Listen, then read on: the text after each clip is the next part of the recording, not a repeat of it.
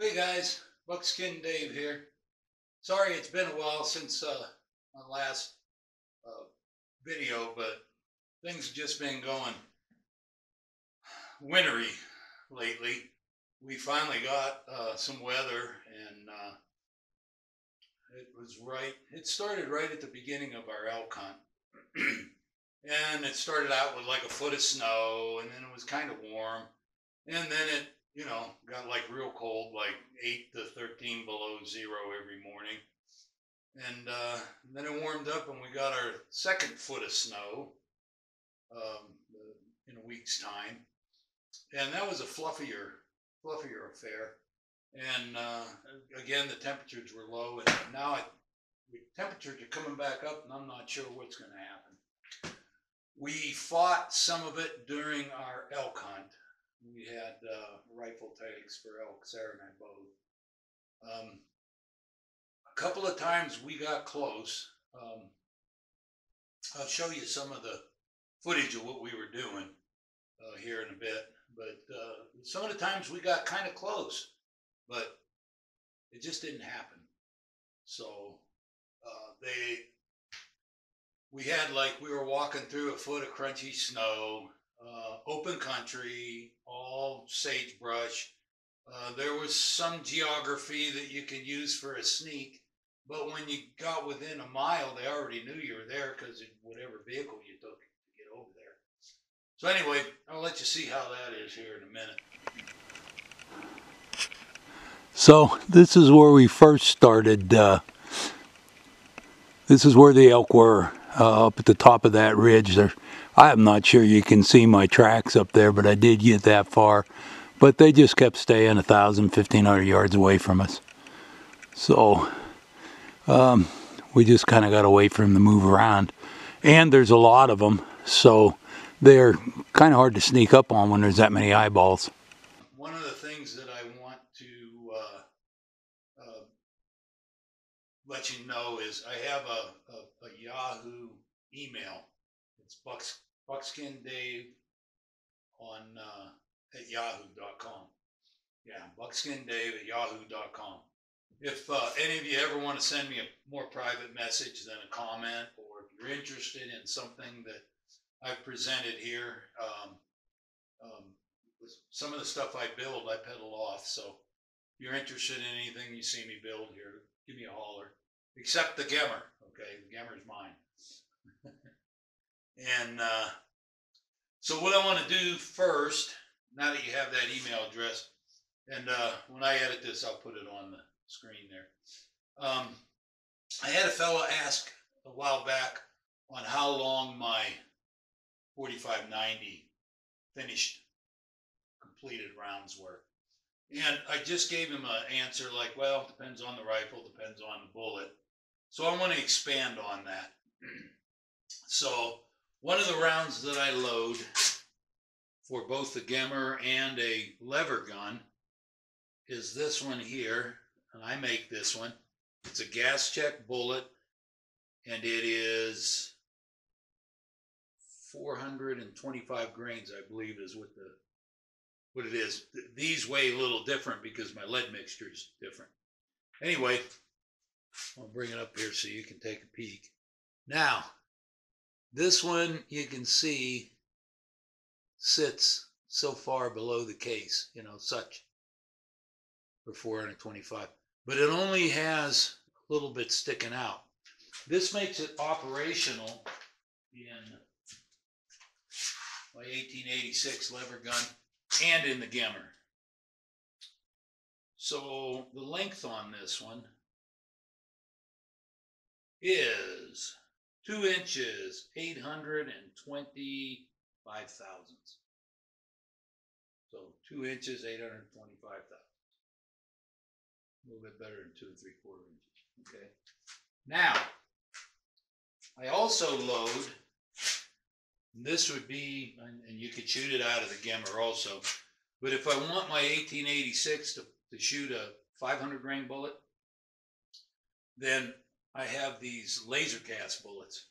And you can see that quite a bit more of it is in the case, which leaves it the same length as the 425 grain bullet.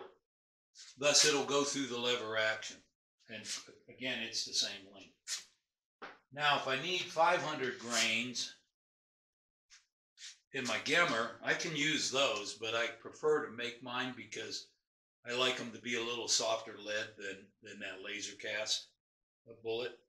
And this one here is a 520 grain pill. And you can see it's pretty long bullet.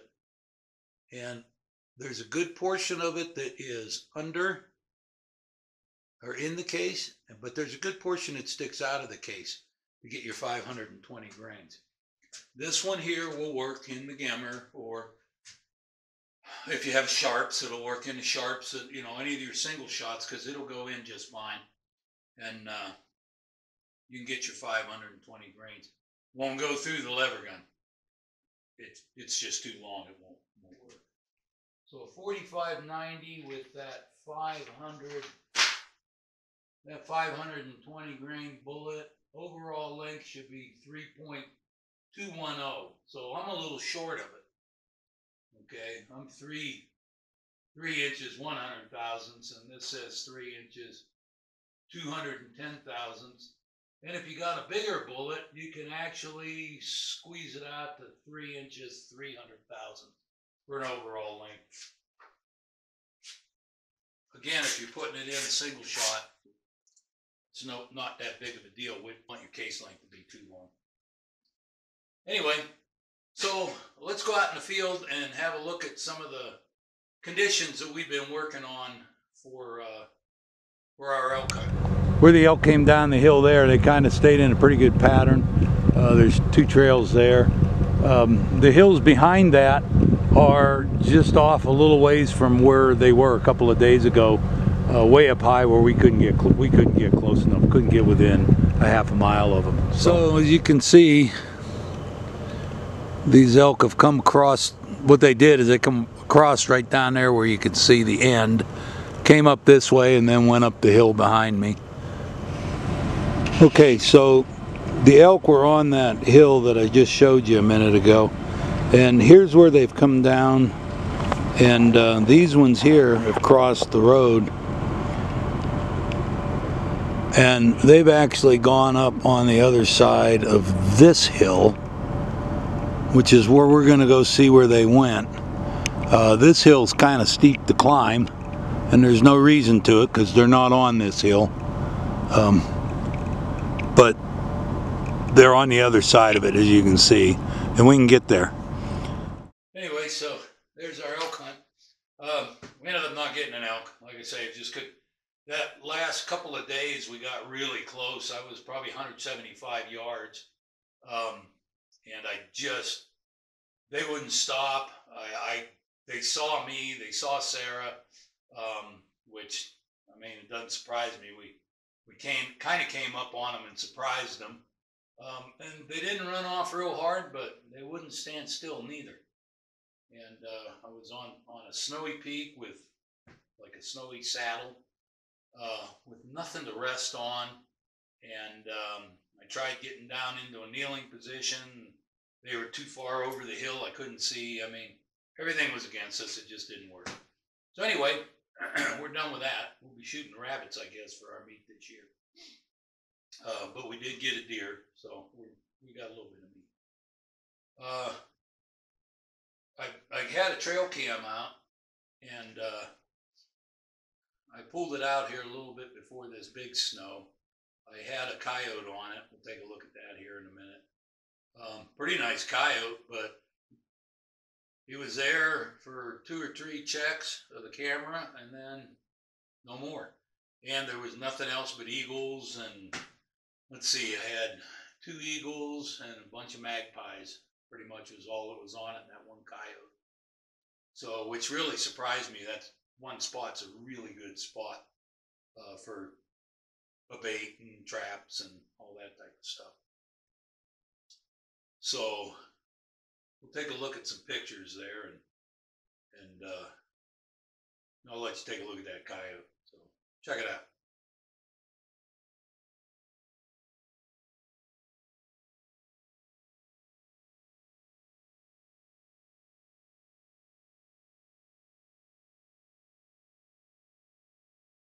one of the other things I've been trying to get done is getting a little bit of firewood.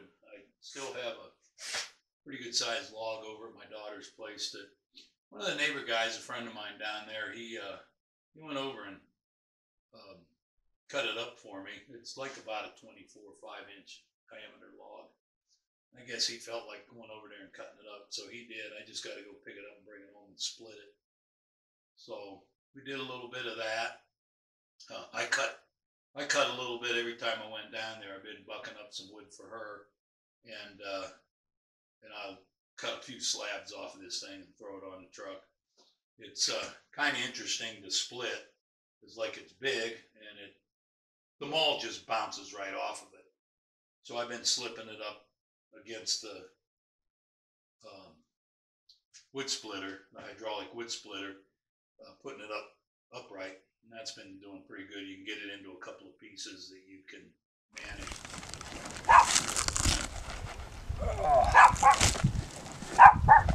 Anyway, you guys that are interested in reality TV, you live out in the mountains, this is called reality, if you want to stay warm.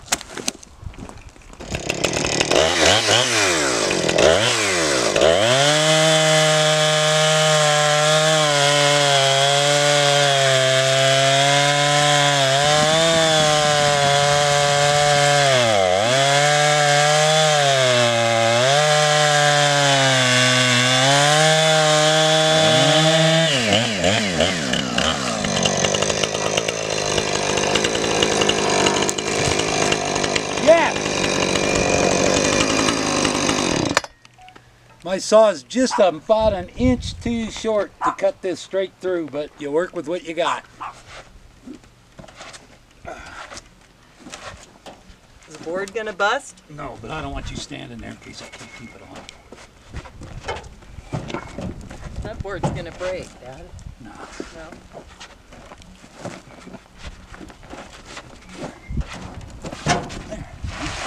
No?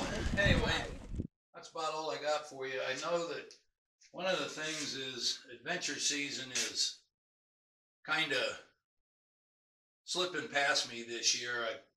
I don't know how I did it. Well, I know how I did it. I got old. But my shoulders have really been giving me trouble. And I finally went in and talked to the doctor about it, and I got to do some physical therapy for a while. So I don't think I'll be pounding very many trap stakes this year. What I probably will do is start to get some traps out for bobcat season. I don't pound stakes. I just wrap the drag up along a piece of sagebrush, and I don't have to pound out a trap bed in frozen ground. I usually set them right atop the ground. So I'm going to give the bobcats a try. It probably will be about one of the few things that'll be worth trying to catch a few this year. The only thing really in my mind it's worth trapping is wolves. And I've got cameras all over the place here, and I just haven't had a wolf on my camera around here. So I'm not going to put out traps if there's no wolves around to catch, or right now anyway. That could change as time goes on. So anyway, that's all I got this time. I'll try to do some more videos. I got a little bit of, I want to do a little bit more with the Gemmer, and some shooting and some loading and some comparisons between the 4590 and the 5090. So stick with me and I'll get some more videos out to you. But other than that, until then, you have a great day and happy Thanksgiving. Goodbye.